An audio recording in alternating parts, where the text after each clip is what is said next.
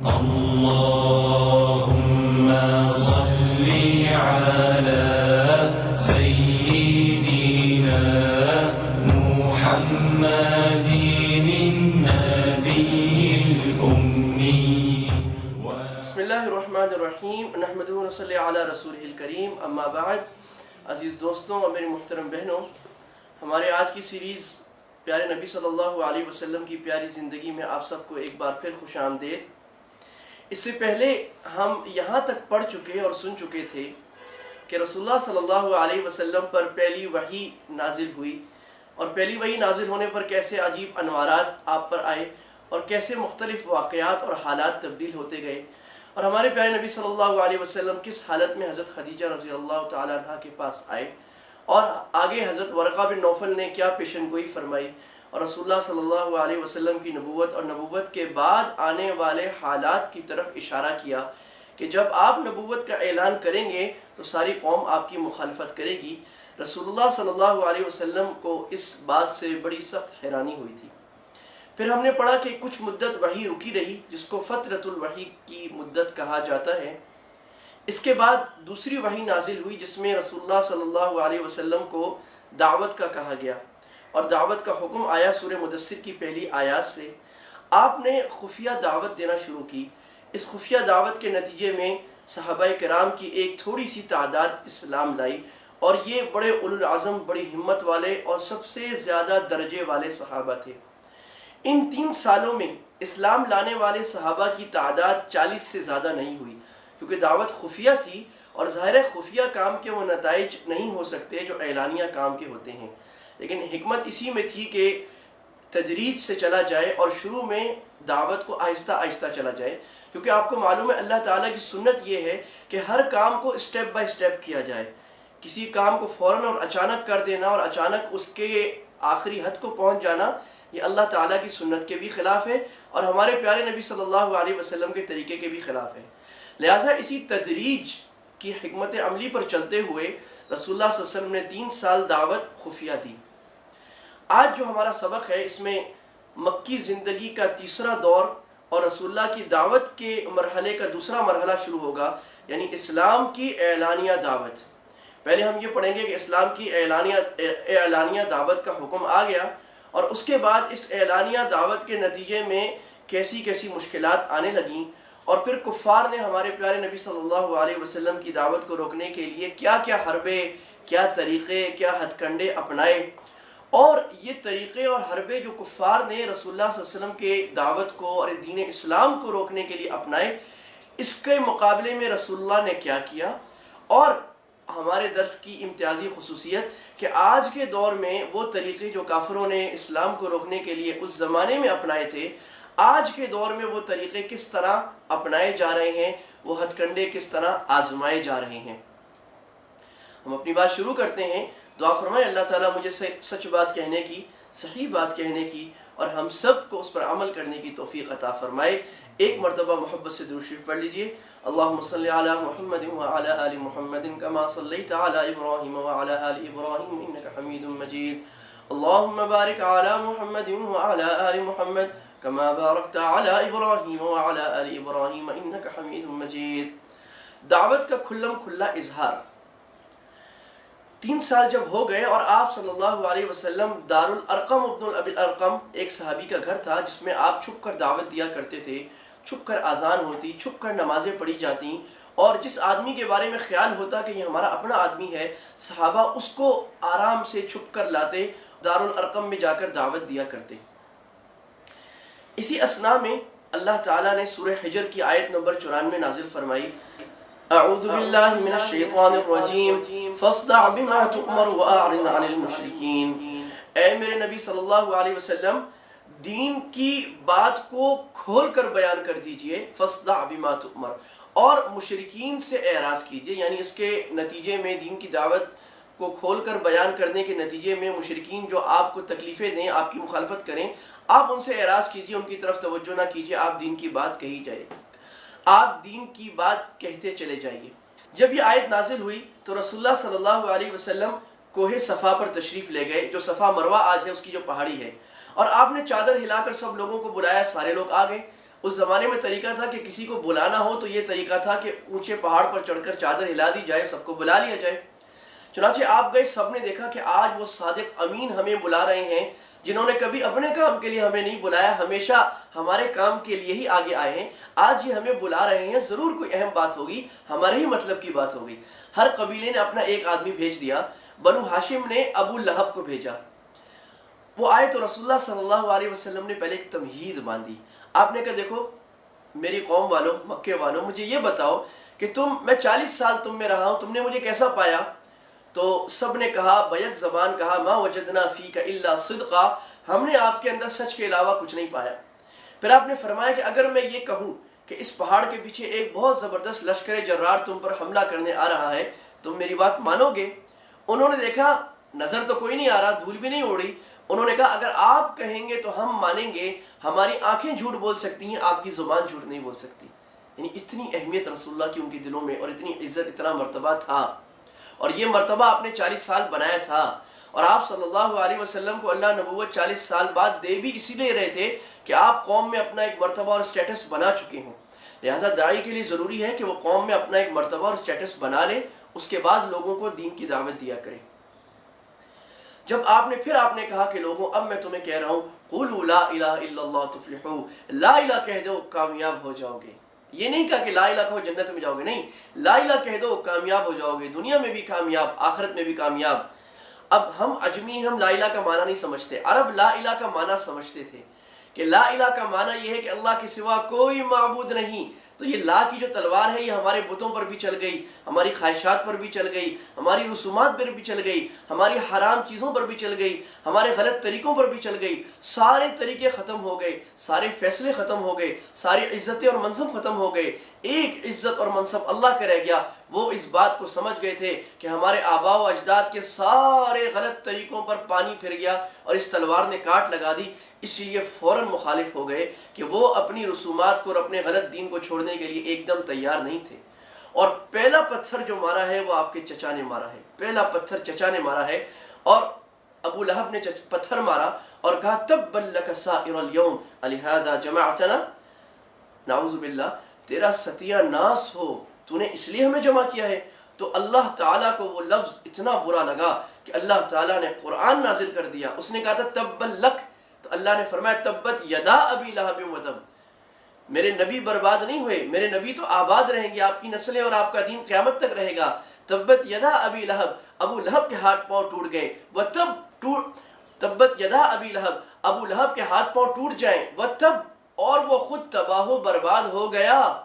ما اغنا عنہ مالہ وما کسب، نہ اس کو اس کا مال کام آیا اور نہ اس کو اس کی کمائی کام آئی۔ تو اللہ تعالیٰ اپنے نبی صلی اللہ علیہ وسلم پر بڑے غیور، اور جب کوئی نبی صلی اللہ علیہ وسلم کی مخالفت یا مسلمانوں کی مخالفت کرتا تھا تو اللہ تعالیٰ کو آسمانوں کے اوپر غیرت آیا کرتی اور اللہ تعالیٰ قرآن نازل فرما دیا کرتے۔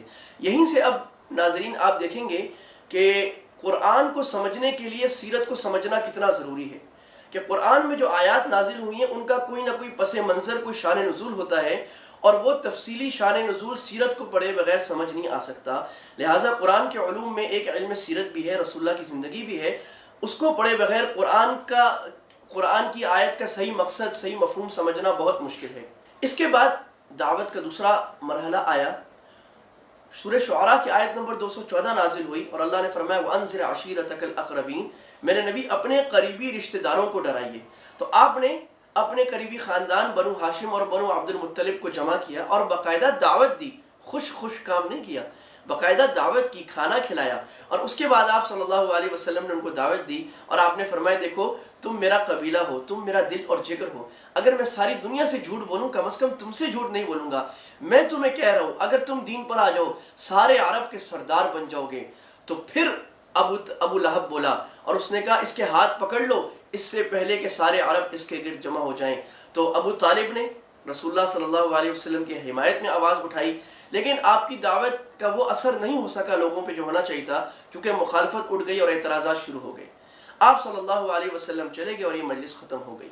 یہاں پر آپ کی مخالفت شروع ہوئی اور کفار نے تقریباً 9 حربے استعمال کیے، 9 قسم کے ہتھ کنڈے استعمال کیے دین کی دعوت کو روکنے کے لیے۔ ہم ان مرحلوں کو اور ان ہتھ کنڈوں کو مرحلہ وار دیکھیں گے اور یہ دیکھیں گے کہ آج کے دور میں ان ہتھ کنڈوں کو امت مسلمہ کے خلاف کس طرح استعمال کیا جا رہا ہے۔ سب سے پہلا کام جو انہوں نے شروع کیا وہ تھا ہنسی مذاق اڑانا اور استہزاء کرنا۔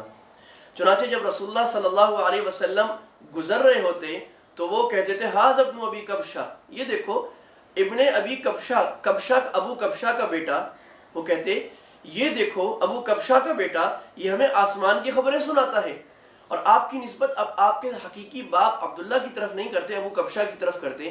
آپ کو معلوم ہے ابو کبشہ ہمارے پیارے نبی کے رضائی والد تھے، اور ان کی طرف نسبت اس لیے کرتے کہ وہ ذرا ایک نیچے درجے کے آدمی تھے، ایک دیہاتی آدمی تھے، تو کہتے اس دیہاتی کا بچہ یہ ہمیں آسمان کی خبریں بتاتا ہے۔ یہ ایک مذاق تھا، اور قرآن مجید میں بھی اللہ نے منظر کھینچا ہے کہ جب مسلمان گزرا کرتے تو آنکھوں سے اشارے کرتے، وہ دیکھو وہ جا رہا ہے، وہ دیکھو یہ جا رہا ہے، اور یہ کہا کرتے ہا اولائی ملوک الارض، یہ دیکھو جی زمین کے بادشاہ جا رہے ہیں، اور آپس میں ہنستے اور ہنستے ہنستے دوہرے ہو جایا کرتے۔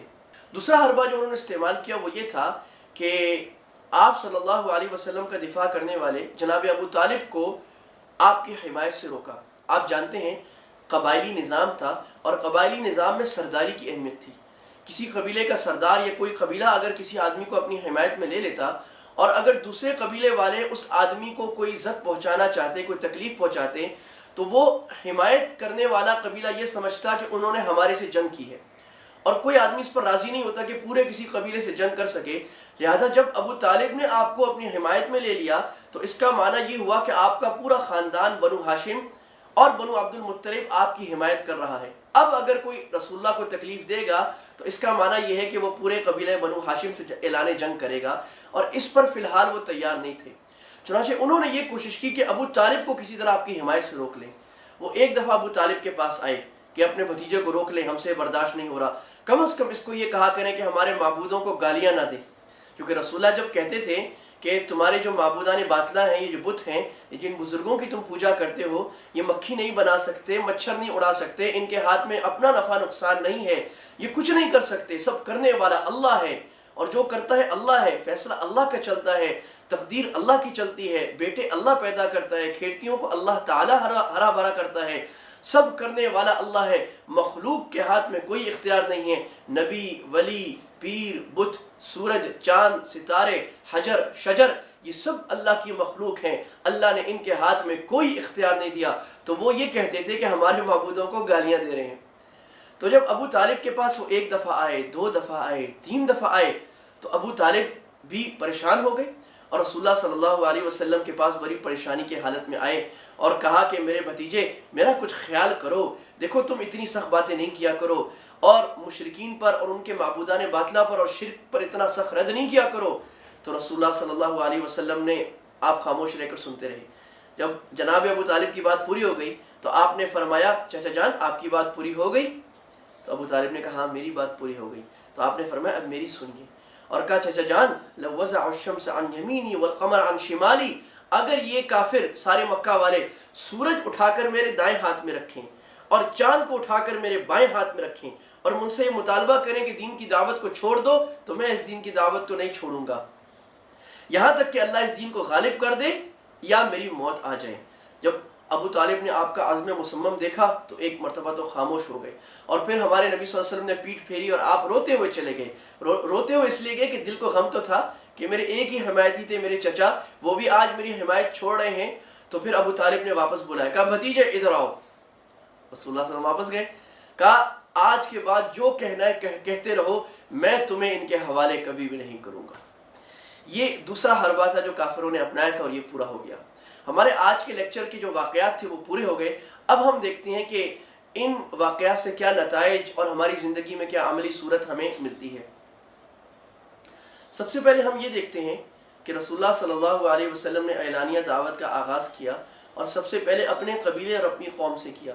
یہاں سے ہمیں یہ پتہ لگ رہا ہے کہ ہمیں بھی دعوت کا آغاز اپنے قریبی لوگوں سے کرنا چاہیے، اپنے بیوی بچوں سے، خاندان سے، ان کو سمجھانا چاہیے، پھر اپنے خاندان میں بات کرنی چاہیے، اپنے محلے والوں میں بات کرنی چاہیے، اپنے اٹھنے بیٹھنے والوں میں دین کی بات کرنی چاہیے۔ یہ نہ ہو کہ اپنے اٹھنے بیٹھنے والوں میں ہم دین کی بات نہ کریں اور ساری دنیا میں جا کر بات کریں، بلکہ اپنے قریبی لوگوں میں بھی بات ہو اور اس کے بعد سارے عالم کی فکر بھی ہو۔ دوسری بات ہمیں یہ پتہ لگ رہی ہے کہ دین کی دعوت کے ساتھ اکرام بہت ضروری ہے۔ چوتھا نمبر، اکرام۔ اکرام کے بغیر دعوت کا وہ اثر نہیں ہو سکتا جو ہونا چاہیے. اور حضرت مولانا طارق جمیل صاحب ہمارے فرمایا کرتے ہیں کہ بھائی دعوت کا طریقہ تو یہ ہے کہ پہلے اکرام پھر دعوت پھر اکرام، یعنی دعوت کو سینڈوچ بناؤ اکرام میں، لوگوں کی مدد کیجئے، لوگوں کو دعوت دیجئے، کھانا کھلائیے، ان کا اکرام کیجئے، ان کی عزت کیجئے تاکہ وہ آپ کے احسان مند ہو جائیں. جب وہ آپ کے احسان مند ہو جائیں گے تو آپ کی بات ضرور سنیں گے. ہم یہ دیکھتے ہیں کہ مشرکین کا جو پہلا حربہ تھا استہزاء اور مذاق، یہ آج کس طرح اپنایا جا رہا ہے. دیکھیے یہ کوئی نئی بات نہیں ہے. قرآن مجید کو اگر ہم غور کریں تو جتنے انبیاء آئے سب کے ساتھ مذاق اڑایا گیا. لوط علیہ السلام آئے تو ان کا لوگوں نے مذاق اڑایا اور کہا کہ انہم اناس یتطہرون، یہ تو بڑے پاک باز بنتے ہیں، بڑے آئے مولوی، بڑے آئے نمازی. شعیب علیہ السلام آئے تو قوم نے کیا کہا؟ قالوا یا شعیب اصلاتک تأمرک ان نترک، شعیب تیری نمازیں تجھے یہی سکھاتی ہیں کہ ہمارے اوپر رد کیا کرو. انک انت الحلیم الرشید، ہاں تو تو آیا بڑا نیک، بڑے دیکھے ہیں نیک، بڑے دیکھے ہیں مولوی، بڑے دیکھے ہیں پاک باز. تو دیکھیں آج ہمارے معاشرے میں بھی اگر ہم کسی کو دین کی بات کرتے ہیں تو ہمیں اسی طرح کے تانے سننے کو ملتے ہیں کہ آپ تو بڑے نیک، آپ تو ہیں بڑے مولوی، آپ تو بڑے پاک باز ہیں، ہمیں جو نصیحت کر رہے ہیں. لہٰذا ہمیں ان تانوں کی پرواہ نہیں کرنی اور پیار اور اخلاق سے لوگوں کو دین کی بات کرتے رہنا ہے. اسی طرح وہ بڑی بڑی چیزیں جن کا آج مذاق اڑایا جا رہا ہے، تو آپ دیکھیے کہ آج یہ زمانہ آ گیا ہے کہ اسلام کے شعائع اور بنیادی احکام کا مذاق اڑایا جا رہا ہے. لوگ پردے کا، داڑھی کا، ٹوپی کا، پائنچے اونچے کرنے کا، اسلام کی سزاؤں کا، حدود و قصاص کا مذاق اڑا رہے ہیں. اسلام میں اسلامی احکام کا ایک سے زائد شادیاں کرنا، عورتوں کو برقعے میں پردے میں رکھنا، اس کا مذاق اڑایا جاتا ہے. لہٰذا ہمیں لوگوں کے مذاق اڑانے کی پرواہ نہیں کرنی چاہیے. ہمیں یہ دیکھنا چاہیے کہ جس بات پر ہم عمل کر رہے ہیں کیا وہ قرآن و حدیث سے صحیح طرح ثابت ہے. اگر ثابت ہے تو ساری دنیا بھی مذاق اڑائے، ہمیں اس سے نہیں ہٹنا چاہیے، نہ ہی پریشان ہونا چاہیے. اسی طرح ہم دیکھتے ہیں کہ ورلڈ لیول پر اس وقت جو فلم انڈسٹریز ہیں، ہالی ووڈ ہے، دوسرا میڈیا ہے، وہ کس طرح بعض لوگوں کا، بعض خاص افراد کا مذاق بناتے ہیں، میکنگ اے موکری آف دیم، ان کا فن بنانا. یہ بھی ایک باقاعدہ اسٹریٹجی اور اس کے پیچھے ایک رانگ موٹیو ہے. دیکھیے ہم عربوں کی مثال دیکھتے ہیں، اس میں کوئی شک نہیں کہ بعض عربوں کے اس دور میں بعض کام ایسے ہیں جو یقیناً قابل اعتراض ہیں اور بڑے غلط ہیں. ان کا اپنے مال کو بے دریغ بہانا، پانی کی طرح بہانا، اور بعض دوسرے کام ایسے کرنا جو ٹھیک نہیں ہے. لیکن اس کے باوجود دنیا میں بہت ساری قومیں ایسی ہیں جس میں بہت بڑی بڑی خامیاں ہیں. خود امریکنز میں خود بہت بڑی بڑی خامیاں ہیں. ان کا ذاتی کردار، ان کے ذاتی افعال اس قابل نہیں ہے کہ اس کو کسی ایک اچھے انسان کے طور پر پیش کیا جائے. یورپینز کا بھی ایسے ہی ہے، لیکن اس کا باقاعدہ ٹارگٹ کر کے فن نہیں بنایا جاتا. لیکن عربوں سے یا مسلمانوں سے کوئی غلطی سرزد ہو جائے اور ان کی کوئی اجتماعی غلطی آ جائے تو ویسٹرن میڈیا اور فلم انڈسٹری اس کو نہیں چھوڑتی اور اس کو باقاعدہ ایک موک کیا جاتا ہے، لوگوں کے سامنے مذاق بنایا جاتا ہے، لوگوں کے سامنے دکھایا جاتا ہے کہ یہ ایسے لوگ ہیں، اور مذاق بنا کر ان کی حیثیت کو ختم کر دیا جاتا ہے. لہٰذا ہم یہ کہتے ہیں کہ دنیا میں جو بھی بات ہو وہ عدل اور انصاف کے ساتھ ہو. دنیا کے تمام لوگوں کے لیے ایک ہی میزان ہو، دنیا کے تمام لوگوں کے لیے ایک ہی اسٹینڈرڈ ہو، اور وداؤٹ اینی پریجوڈس، اس کے کسی سے کوئی بغض رکھے بغیر، کسی سے کوئی دشمنی رکھے بغیر جو صحیح بات ہے وہ لوگوں کو بتا دی جائے. یہی اسلام کہتا ہے، یہی اسلام کا مزاج ہے. یہاں تک ہمارا آج کا لیکچر پورا ہو گیا. آج کے لیکچر میں ہم نے 3 باتیں پڑھی ہیں. نمبر 1، اسلام کی کھلم کھلا دعوت کا اظہار اور اعلان کس طرح ہوا اور کس آیت سے ہوا. نمبر 2، مشرکین نے پہلا حربہ مسلمانوں کے خلاف جو اپنایا وہ مذاق اور استہزاء کا تھا. یہاں تک ہماری آج کی بات پوری ہو گئی. اللہ تعالی ہم سب کو عمل کی توفیق عطا فرمائے. وآخر دعوانا الحمدللہ رب العالمین. اللهم صل على سيدنا محمد النبي الأمي